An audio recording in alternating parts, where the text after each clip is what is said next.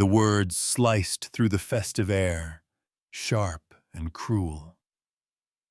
On this Christmas day, my own son blocked the doorway and declared, "You are no longer welcome in this family. Please leave." I watched as his wife, Chloe, smirked behind his back. But rage wasn't my response. I simply gave a slight nod, turned back to my car, and made a single phone call. Less than 5 minutes later, every single guest rose from their seats, abandoning the lavish dinner and leaving my son and his wife alone in their cavernous, silent house. It was a calculated betrayal that cried out for justice, and I served it by orchestrating their downfall. Before we dive in, please take a moment to subscribe and let us know in the comments where you're tuning in from. Dad, why can't you be more like Mr. Sterling? He's a man of substance, of real influence. The question hung in the air, a punch I didn't see coming. I stood frozen in the entryway of my own home, looking at my son, Nathan. He was fiddling with a watch so expensive it likely cost more than my entire pension. The designer suit he wore was perfectly tailored, a stark contrast to the comfortable, worn-in world he had grown up in. Every part of him was a testament to a level of wealth I had never aspired to. "What was that, Nathan?" My voice was a low murmur, barely audible over the pounding in my ears. He scoffed, an arrogant gesture he'd perfected. "You heard me. Julian Sterling built an empire. And this place," he gestured around my living room, at the comfortable furniture and the photos on the wall that chronicled his entire life. "It's a monument to mediocrity." A hot anger flared within me. "This monument paid for the elite university you attended, a degree that was useless until you married Chloe." He adjusted his silk tie, his movements slow and deliberate. "Mr. Sterling is the one who provided me with real opportunities, with a network that matters. All you ever taught me was the value of a long day's work, a mindset that held me back." My hands trembled. 40 years of hard work, of engineering projects that shaped the city's skyline, of missed family events to ensure he had every advantage. All of it, in his eyes, was a handicap. "I gave everything for you," I said, my voice thick with emotion. "And for what?" His laugh was brittle. "So I have a father who lives in a house that screams working class to everyone Chloe's influential friends meet. Do you have any idea how humiliating that is? Mr. Sterling owns a significant portion of downtown. You own a collection of power tools." In that moment, something inside me fractured. The patience I had cultivated over a lifetime of fatherhood finally shattered. "Get out," I said, pointing a steady finger toward the door. "Now!" "Don't play the wounded father," he sneered, walking toward the exit. "We both know I'm destined for bigger things than you ever were." The door slammed shut, rattling the pictures on the wall. I was left in the ringing silence, the echo of his contempt surrounding me. My son, the boy I taught to build his first circuit board, had just written off my life's work as meaningless. Later that evening, the familiar rituals of my life felt hollow. My reflection showed a man who looked every one of his 70 years. I remembered him as a boy, proudly showing his friends the model rocket I helped him build. "My dad's an engineer," he'd boast. "He can build anything." When had that pride curdled into shame? It began after he met Chloe and was introduced to the world of her father, Julian Sterling. He'd come back from their estate mesmerized. "Dad, you can't imagine it. Marble floors, a collection of modern art. It's a different universe." The admiration soon morphed into comparison, and comparison into criticism. My modest home, once his sanctuary, became a source of his embarrassment. Phone calls dwindled. Invitations ceased. I watched my son become a stranger, a man who measured worth in dollars and square footage. Today's confrontation wasn't a sudden storm. It was the hurricane that had been brewing for years. The next morning, I stepped outside into the crisp December air and noticed it immediately. The prize-winning rose bush my late wife had planted, the one I'd tended to for over 20 years, was destroyed. Hacked to pieces, its branches scattered across the pristine snow. This wasn't random vandalism. It was a targeted, malicious act.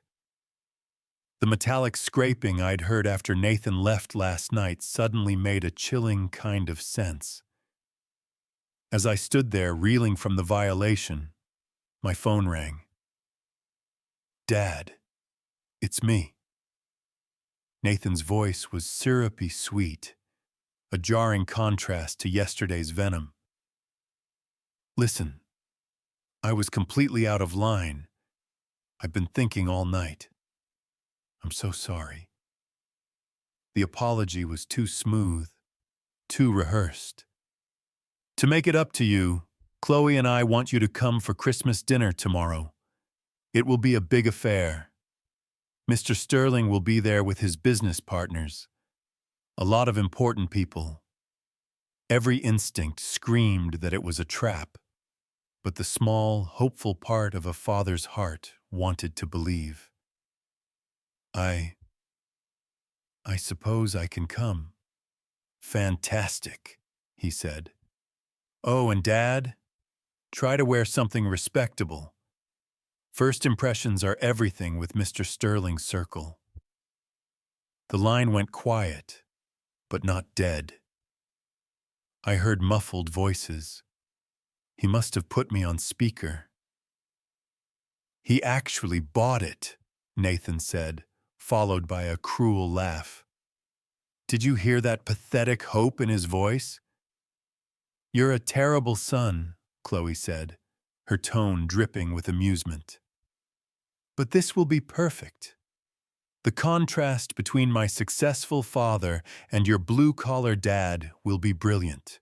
It will seal the deal for our inheritance. By the end of the night, you'll be the only son Julian sees." My hand shook as I gently placed the phone back in its cradle. This wasn't just a rejection. It was a planned public execution of my dignity. They were going to use me as a prop in their greedy play. For a moment, I felt nothing but a cold, crushing weight. But then, it was replaced by something else. A steely resolve. My engineer's mind, accustomed to solving complex problems, began to formulate a new design. They thought they could use me as a tool for their own gain. They were about to learn that this old builder had his own set of blueprints. I found the business card Julian Sterling had given me a year ago. "Call me any time, Arthur," he'd said with a firm, genuine handshake. He was a man who, despite his immense wealth, struck me as someone who valued integrity. I dialed his number. The plan was audacious, but my voice was calm and steady as I laid out the facts.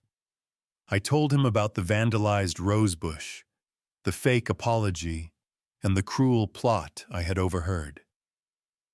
There was a long silence on the other end of the line. When Mr. Sterling finally spoke, his voice was tight with controlled fury. He wasn't angry at me. He was angry at the deception. He agreed to my plan without hesitation. The next evening, I drove my old but reliable sedan into the opulent neighborhood where Nathan and Chloe lived. Their home was lit up like a beacon of new money. Peter's black Bentley was parked prominently in the driveway. I parked my car, a stark symbol of a different world, right behind it. Before I even rang the bell, the door swung open. Nathan stood there, blocking the entrance. "Well, look what the cat dragged in," he announced loudly to the guests inside. "I thought I made it clear.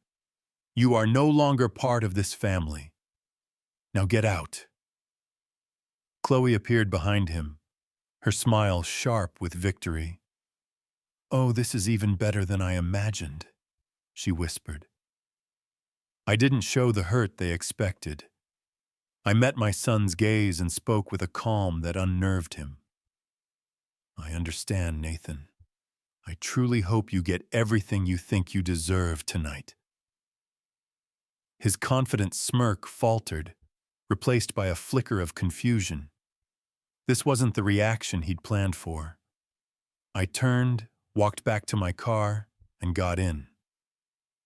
Through the windshield, I watched the party, a silent observer to a drama of my own making. I took out my phone and sent a simple text to Mr. Sterling.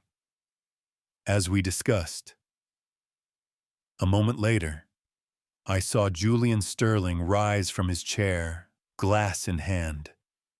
The room quieted. "Friends," his voice boomed with authority.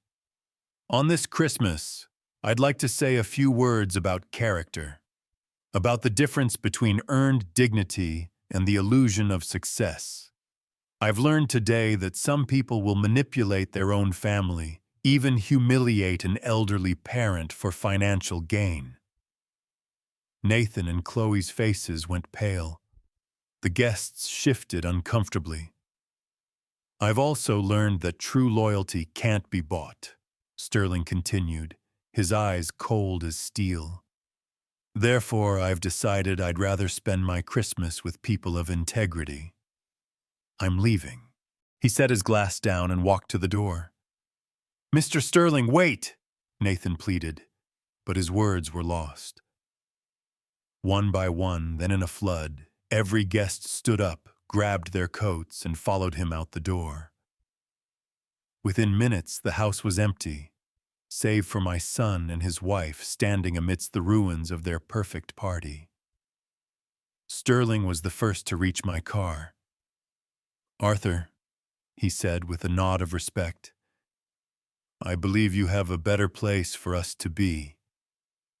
"Indeed I do," I said. "Follow me." And so my humble sedan led a procession of luxury cars away from the cold mansion and back to my warm, modest neighborhood. "I have to ask," Sterling said from my passenger seat, "how did you manage all this? A full Christmas dinner?" "An engineer always has a contingency plan," I replied with a small smile. "I started cooking yesterday. It seemed wise to be prepared." When I opened my front door, the warm scent of roasted turkey and cinnamon filled the air. My dining table was set with my late wife's best china, ready for the exact number of guests who now stood in my living room. They were titans of industry, used to the finest things, yet they looked at my simple, heartfelt preparations with genuine admiration. "This," one of Peter's partners said, looking around at the twinkling lights on my tree, "feels like a real Christmas." We sat down, a motley crew of new friends, and shared a meal. The conversation was rich with stories not of business deals, but of family, hard work, and the things that truly matter. As I raised my glass for a toast, the front door burst open. Nathan and Chloe stood there, their faces masks of rage and disbelief. "How could you?" Nathan screamed, his voice cracking. "You stole our guests! You ruined everything!" Peter's face hardened. "He didn't steal anyone, Nathan. He simply offered them a place where they were treated with respect, not used as pawns in your sick game." "Daddy, please," Chloe sobbed, rushing to her father's side. "We did it for you, to show you how loyal we are." "Loyalty?" Sterling's voice was ice. "By planning to publicly shame Arthur? That's not loyalty, that's cruelty." He stood up, his presence commanding the room. "Effective immediately, Nathan. Your association with my company is terminated. And Bethany, my will is being revised. Your inheritance will be limited to what you've already been given.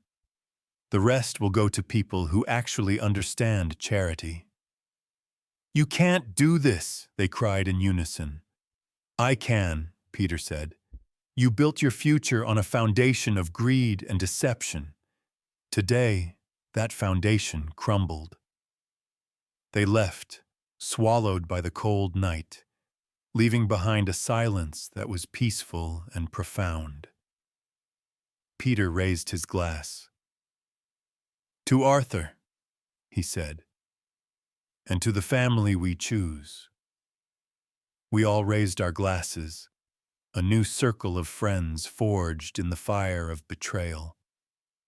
"To Christmas," I said, my heart full, "and to the quiet, unshakable wealth of character."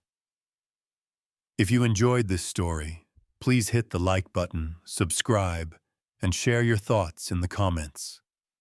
Click the video on your screen to listen to the next story. Thanks for watching.